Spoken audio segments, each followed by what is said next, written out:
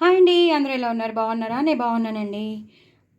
బొబ్బట్లు ఎలా చేసుకోవాలి? బొబ్బట్లకి పూర్ణం ఎలా చేసుకోవాలి? నేను మీకు చెప్పేస్తాను.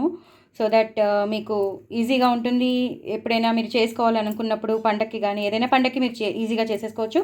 ఫస్ట్ అయితే పప్పుని చక్కగా తగినన్ని నీళ్లు పోసుకొని, మీరు ఎంత పప్పు తీసుకుంటారో అంత నీళ్లు పోసుకొని ఉడకబెట్టేసుకోండి. ఉడకబెట్టేసుకున్నాక మొత్తం నీళ్ళన్నీ ఓడ్చేసి, ఇంత చుక్క కూడా నీళ్లు లేకుండా మీరు మిక్సీ పట్టుకోవాలి. మిక్సీ పట్టుకుని ఇంత మెత్తగా చేసుకోవాలి. మీకు కనిపిస్తుంది కదా, ఇంత మెత్తగా ఇంత సాఫ్ట్గా చేసుకోవాలి. అస్సలు నీళ్లు మాత్రం పొయ్యకుండానే మీరు మిక్సీ చేసుకోవాలి. అప్పుడే మీకు నిలవ ఉంటుందన్నమాట. సో ఇంకా దీనికి చాలా ప్రాసెస్ ఉంది. నేను మీకు అందుకే చెప్తున్నాను. సో ఇది ఒక్క చుక్క నీరు పోయకుండా మీరు కొంచెం ఇలాచి వేసి మీరు గ్రైండ్ చేసుకుంటూ తయారు చేసుకోవాలి ఈ శనగపప్పు పూర్ణాన్ని. సో ఫస్ట్ అయితే ఇది మీరు బాగా గ్రైండ్ చేసేసుకున్నాక ఇంత మెత్తగాను అవ్వాలి. నేను మళ్ళీ చెప్తున్నాను, నీళ్ళు అసలు పోయకూడదు. ఇలాచీ వేసుకుని గ్రైండ్ చేసుకోవాలి. అలాగే మీకు మళ్ళీ చూపిస్తాను, ఉండండి. చూసారు కదా, ఇక్కడ నేను బాండీ పెట్టేసుకుని నేను తగినంత బెల్లం వేసేసుకున్నాను. స్పూన్ వేడెక్కిపోయింది. తగినంత బెల్లం వేసేసుకున్నాను. నేను బెల్లం తురుముకుని వేసేసుకున్నాను. దీన్ని కొంచెం నెయ్యి వేసి అప్పుడు మనం వేయాలి. దీంట్లో కూడా అస్సలు మీరు నీరు చుక్క వేయద్దు. కొంచెం నెయ్యి వేసి అప్పుడు మీరు ఈ తురుముకున్న బెల్లాన్ని మీరు ఇలా వేసేయాలి. అక్కడక్కడ ఉన్నాయి చూసారా బెల్లం ముక్కలు, అవి చిన్నవి కదా, అవి ఆటోమేటిక్గా వేడికి కరిగిపోతాయి అన్నమాట. ఇంకా చాలాసేపు ఉండాలి. ఒక 5 to 10 minutes ఉంటే ఒక రకమైన తీగ పాకంలాగా, మరీ తీగ పాకం కాదు, కొంచెం మంచి, అంటే ఈ బెల్లం అంతా కరిగిపోవాలి. ఈ బెల్లం అంతా కరిగిపోయాక అప్పుడు మీకు చూపిస్తాను. అప్పుడు ఎప్పుడు వేయాలో ఈ శనగపప్పు ముద్ద ఎప్పుడు వేయాలో మీకు చూపిస్తాను. అంటే ఈ శనగపప్పు బ్యాటర్ ఇందులో వేసి బాగా మనం కలిపేసి దాన్ని ఒక 5-10 నిమిషాలు అలా ఆ బెల్లంతో పాటు మనం తయారు చేయాలన్నమాట ఆ పూర్ణాన్ని. సో అప్పుడే అది నిలవ ఉంటుంది. ఎన్నాళ్ళైనా మనం ఫ్రిడ్జ్లో పెట్టుకుంటే ఎప్పుడు కావాలంటే అప్పుడు చేసుకోవచ్చు అనమాట. సో ఇంకా ప్రాసెస్ ఉందండి. ఇదంతా బాగా అవ్వాలి. అయ్యాక మీకు మళ్ళీ చూపిస్తాను. బెల్లం అంతా కరిగిపోయిందండి. ఇప్పుడు మనం శనగపప్పు బ్యాటర్ వేసేసుకోవచ్చు. అది వేసేసుకున్నాక మీకు చూపిస్తాను. ఎందుకంటే ఒక చేత్తో నేను తీస్తూ బరువైనది వేయలేను కదా, నేను వేసాక మీకు చూపిస్తాను. చూసారు కదండి, నేను బాండీలో మొత్తం పూర్ణం అంతా వేసేసుకుని చూసారా ఎంత సాఫ్ట్. మీకు ఇలా అంటుంటే మీకు తెలిసిపోతుంది పూర్ణం ఎంత సాఫ్ట్గా ఉందో. ఇది బాగా ఒక 10 to 15 minutes ఇలాగే సిమ్ములో మొత్తం అంతా అయిపోవాలన్నమాట. సో దట్ అదేమవుతుందంటే దాంట్లో ఉన్న ఆ పచ్చివాసన అంతా పోతుంది. శనగపప్పుకి పచ్చివాసన పోయి చక్కగా ఇది నిలవ ఉంటుందన్నమాట. మనం ఒకవేళ ఫ్రిడ్జ్లో పెట్టేసుకుని ఒక 10-15 days వరకు మనం ఈ పూర్ణాన్ని మనం వాడుకోవచ్చండి. అందుకు చెప్తున్నాను, ఇలా చేసుకుంటారు. మనం యాక్చువల్లీ అప్పుడప్పుడే రెగ్యులర్గా ఏం చేస్తామంటే మనం శనగపప్పుని ఉడకబెట్టేస్తాం, దాన్ని గ్రైండ్ చేసేస్తాం, బెల్లంలో కలిపేస్తాం, ఇలాచీ పౌడర్ వేసేసి మనం పూర్ణాలు చేసేస్తాం. అదైతే పాడైపోతుందండి. అదైతే ఏమవుతుందంటే ఒక రెండో రోజుకే అవి జిగురు వచ్చేస్తూ ఉంటాయి. మీరు ఎప్పుడైనా ఇలా పార్టీషన్ సగం చేసి చూడండి, బొబ్బట్టు జిగురు వచ్చేస్తూ ఉంటుంది. సో అలా కాకుండా పాడైపోకుండా లోపల ఉన్న పూర్ణం పాడైపోకుండా ఉండాలి అంటే ఈ పూర్ణం ఇలా చేసుకోవాలండి. చూసారు కదా, నేను చెప్తున్నాను. సో ఇదంతా మనం బెల్లంతోనే ఈ పూర్ణం అంతా బాగా అవ్వాలి. సో దట్ చాలా టేస్టీగా ఉంటుంది. చెప్పలేను ఎంత టేస్టీగా ఉంటుందో. కొన్ని ఇలాచీలు యాజ్ టీజ్గా వేసేస్తున్నాను. కొన్ని ఇలాచీలు నేను స్మాష్ చేసినవి వేస్తున్నాను. కొన్ని ఇలాచీలు ఏమో యాజ్ టీజ్గా వేయండి. సో దట్ ఏమవుతుందంటే అప్పుడప్పుడు పంట కిందకి పడతాయి. కొన్ని ఇలాచీలు ఏమో బాగా చిత్తగొట్టి వేసేసేయండి. ఇది మాత్రం అవ్వాలండి. ఇంకొంచెం ఒక 5 to 10 minutes పడుతుంది. మీకు మళ్ళీ చూపిస్తాను.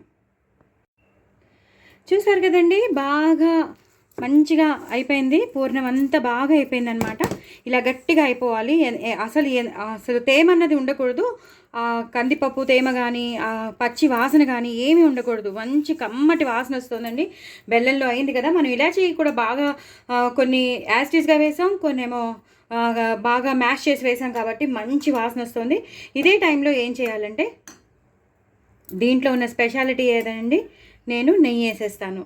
ఇంకా పాడవమంటే ఎలా పాడవుతుందో చెప్తారా ఒకసారి? పాడవ్వదండి, అదే చెప్తున్నాను. చక్కగా ఇలా నెయ్యి వేసేసుకోవాలన్నమాట. నేనైతే 4 to 5 spoons వేసేసుకున్నాను. మళ్ళీ ఎలాగో మనం బొబ్బట్లు చేసేటప్పుడు పైన బొబ్బట్లు నేతి రాసుకునే తింటాం కదా, కాల్చేటప్పుడు కూడా మొత్తం ఒకసారి నూనెతో కాల్చేసి మళ్ళీ పైనుంచి ఒకసారి నెయ్యి వేస్తాం. సో ఇలా మొత్తం మీకు ఎంత కావాలో అంత నెయ్యి వేసేసుకోవచ్చండి. సో అయిపోయిందండి పూర్ణం. బొబ్బట్లు చేసేటప్పుడు మీకు మళ్ళీ చూపిస్తాను. సో పూర్ణం అయితే రెడీ అయిపోయింది. దీన్ని హ్యాపీగా మీరు స్టోర్ చేసుకుని పెట్టేసుకోవచ్చు. మీకు ఎప్పుడు కావాలంటే అప్పుడు మైదా పిండి కలిపేసుకోవడం, చక్కగా ఈ పూర్ణాన్ని మీరు మైదా పిండిలా ఒత్తేసుకుని చపాతీలో అదే ఒత్తేసుకుని మీరు బొబ్బట్లులాగా ఒత్తేసుకుని ఈ స్టఫ్ పెట్టేసి మీరు చేసేసుకోవచ్చు అన్నమాట. బొబ్బట్లు చాలా చాలా టేస్టీగా ఉంటాయి. నేను చెప్పినట్టు మాత్రం చక్కగా ఎక్కువ బెల్లం మంచిది వేసుకోండి, తురిమి వేసుకోండి, ఒక్క చుక్క నీరు పోయకుండా. అలాగే పప్పు రుబ్బేటప్పుడు ఒక్క చుక్క నీరు పోయకుండా రుబ్బుకోండి. చక్కగా నెయ్యి వేసుకోండి, ఎక్కువ నెయ్యి వేసుకోండి, సో దట్ మంచి ఫ్లేవర్ వస్తుంది. తర్వాత స్టోరేజ్ అనేది ఉంటుంది. నేను మళ్ళీ వేశాను. సో అలాగే నేను చెప్పాను కదా, ఇలాచీ ఎక్కువ వేసుకోవాలి. అంతేనండి, అయిపోయింది. దీన్ని హ్యాపీగా మనం చేసేసుకుని మీరు స్టోర్ చేసి చల్లారాక, బాగా చల్లారిపోయాక, వేడిది కాదండి, బాగా చల్లారిపోయాక అప్పుడు మీరు దేంట్లో అయినా ఎయిర్ టైట్ కంటైనర్లో కానీ దేంట్లో అయినా మీరు పెట్టేసుకుని స్టోర్ చేసేసుకోవచ్చు. మీకు ఎప్పుడు కావాలంటే అప్పుడు మీరు బొబ్బట్లు చేసేసుకోవచ్చు. ఓకేనండి, నేను బొబ్బట్లు చేసేటప్పుడు మీకు మళ్ళీ చూపిస్తాను. బాయ్ అండి. సో మీకు నేను పూర్ణం ఎలా చేయాలో మీకు చూపించేశాను కదండి. ఇప్పుడు మనం బొబ్బట్లు చేసుకునేటప్పుడు చూపిస్తానని చెప్పాను కదా. సో మనం తోపు కలిపి పెట్టేసుకోవాలి. ఇలా మైదా పిండితో తోపు కలిపి పెట్టేసుకుని ఈ స్టఫ్ మనం చేసుకున్న పూర్ణాన్ని ఇలా మన చేతితోనే చేసేసుకోవాలి. నేను బటర్ పేపర్, అది వేసింది బటర్ పేపర్ అండి.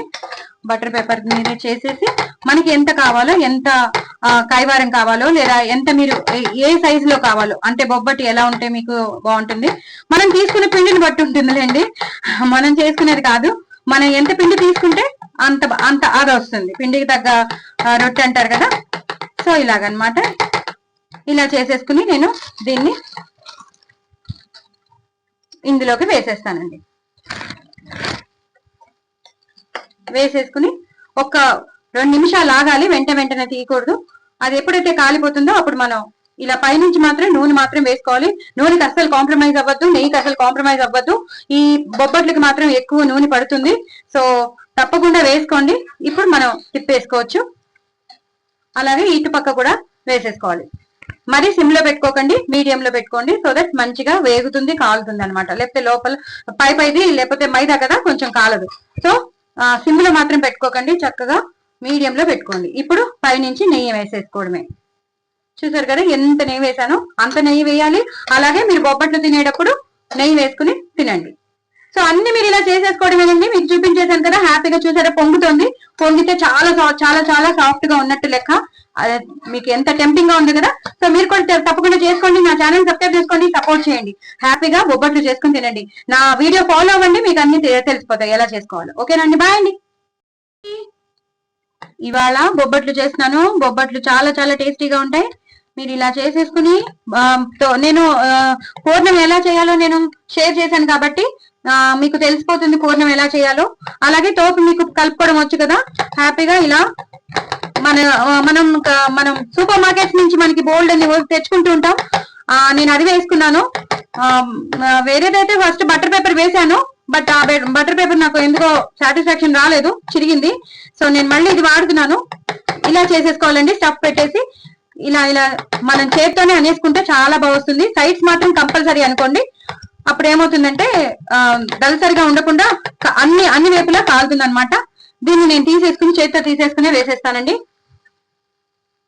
ఇది ఒక్కసారి మాత్రం తప్పకుండా 1-2 నిమిషాలు ఆగాలి. నేను హైలో పెట్టేసుకున్నాను. నేను ఇది తిప్పాక మీకు చూపిస్తాను. ఇలా కాలిపోయింది. నేను ఇలా తిప్పేసుకున్నాను. చక్కగా నూనె వేసుకోవాలండి. అస్సలు నూనెకి మాత్రం మీరు కన్ఫ్యూజ్ అవ్వద్దు, కాంప్రమైజ్ అవ్వద్దు. అలాగే నెయ్యి కూడా, బొబ్బట్లు అంటేనే నూనె నెయ్యి బాగా అవుతాయి. సో ఇలా తిప్పేసుకున్నాక మీరు ఏం చేస్తారంటే ఇటువైపు కూడా మీరు నూనె వేసేసుకోవాలి. నూనె వేసేసుకున్నాక మళ్ళీ ఇది ఇటువైపు తిప్పేసి, చూసారు కదా ఎంత బాగా పొంగుతున్నాయో. అసలు సూపర్ బొబ్బట్లండి. నేను చేసినట్టు మీరు చేసుకోండి. చక్కగా సాఫ్ట్ బొబ్బట్లు మీరు తింటారు.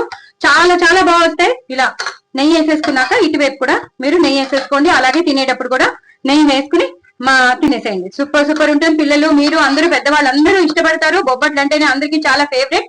సో డూ ట్రై ఇట్ అండి. నా ఛానల్ మాత్రం సబ్స్క్రైబ్ చేసుకోవడం మర్చిపోద్దు. ఎంత టెంప్టింగ్ గా ఉందో చూడండి. నేను మిమ్మల్ని టెంప్టింగ్ చేస్తాను. సో తప్పకుండా చేసుకుని తినండి. బాయ్ అండి.